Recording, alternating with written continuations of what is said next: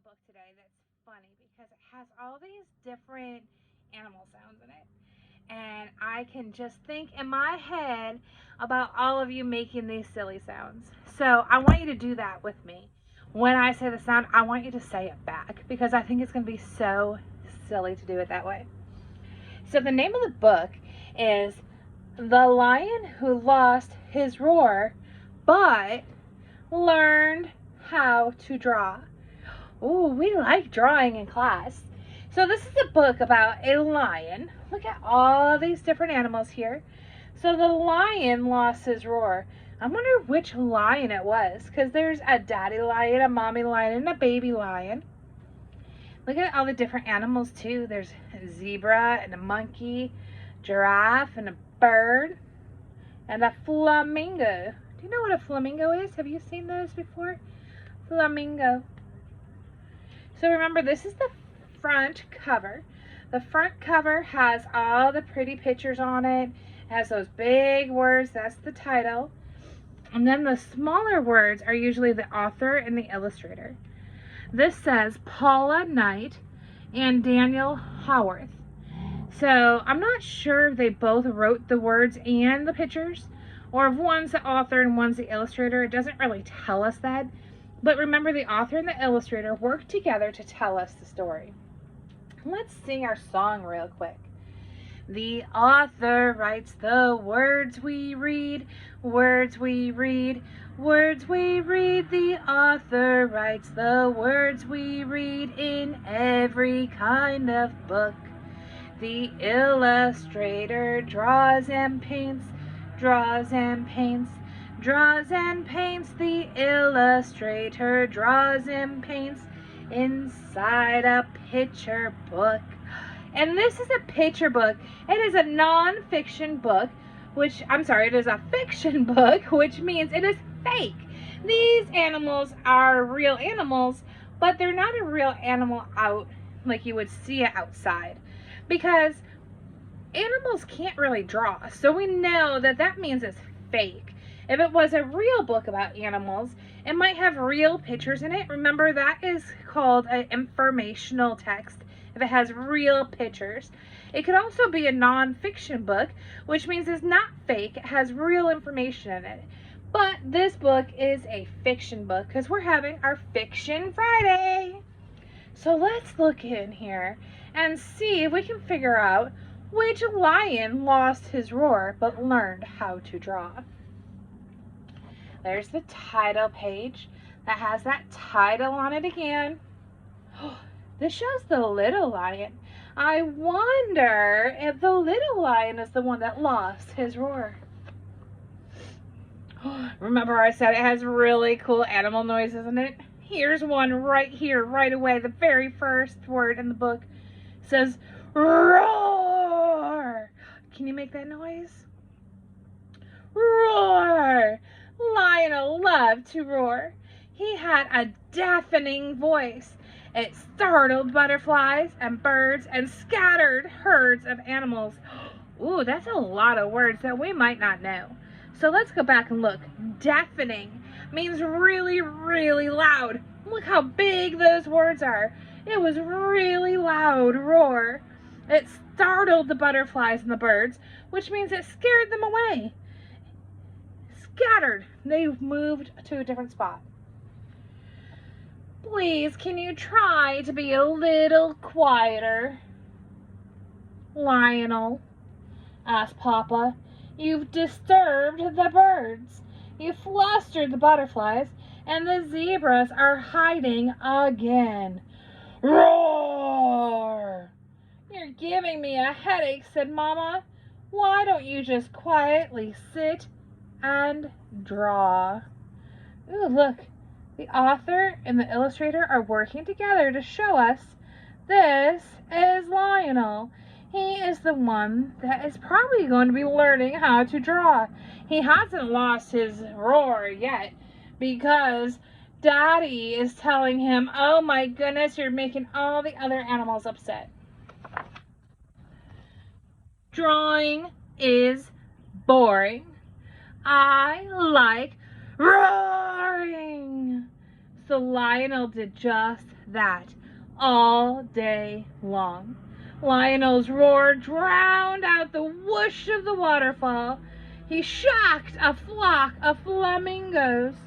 He alarmed the aardvarks, and he panicked the parrots. Those are other words we don't know, but we're remembering the authors and illustrators are working together, and we can see what those words mean in the picture. He is just bothering all the animals. The next morning, Lionel tiptoed to Mama's bed. He opened his mouth, but nothing happened. His roar was no more. Oh dear, all that roaring has made your throat sore, said Mama. Lionel was thirsty. He pointed to his mouth. I don't know what you mean, said Papa. I wonder what's going to happen. Lionel went to the lake for a drink. The flock of flamingos squawked at him, but Lionel couldn't speak. The parrots in their perches said quack, but Lionel couldn't reply. The monkeys chattered, but Lionel was silent. The elephants trumpeted, but Lionel could only sigh. Those are some really cool animal sounds. Chatter, chatter, chatter. Trumpet.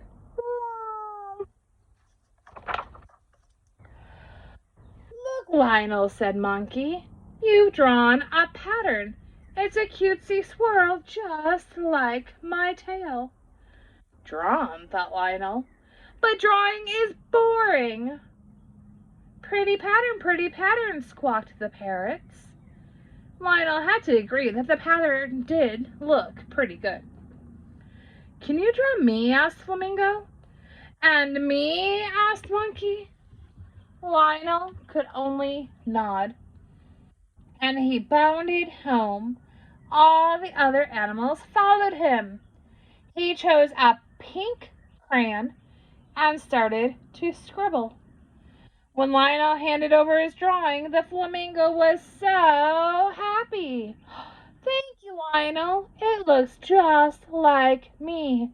Look at that. Lionel thought about his colors and his shapes that he could use to draw the flamingo. Drawing was fun.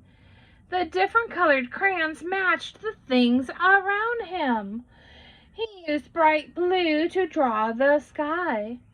He used a pretty pink to draw the flamingo, and gold to make fish, and pink to make flowers, and dark blue to make the water.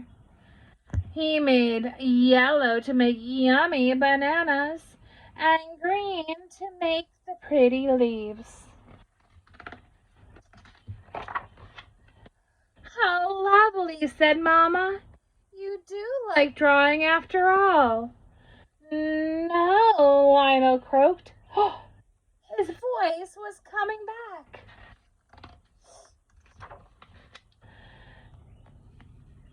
I like drawing. I thought he was going to say roaring. He likes drawing. Isn't that so silly? He liked roaring and he liked drawing, so he said he liked drawing. I bet you he still kept trying to draw even after he got his roar back. So this is what I want you to do. I want you to think about how Lionel thought about his colors. He thought about what colors he could use for the things around him. He made sure he thought about his shapes, so things turned out to look the same as they would look out in the real world. He thought about if zebras had stripes. He thought about how elephants had trunks. He thought about all the shapes and the colors that he could use to draw something around him. So I want you to think about something that's around you. Something that you want to show me. Maybe it's your dog. Maybe it's a tree outside. I told you I had lots of trees in my yard. So I could think about my colors and my shapes and draw those different trees. Think about something around you. Think about what colors you can use for that. Think about the shapes that you can use for it. And draw a picture. Then I want you to think about the letter sounds and see if you can come up with some words to go on your picture. Remember we said that when we're writing and we might not know all the letters, so for lion I could just put a L, lion. For monkey I could just put a M for monkey. For zebra I could put a Z for zebra.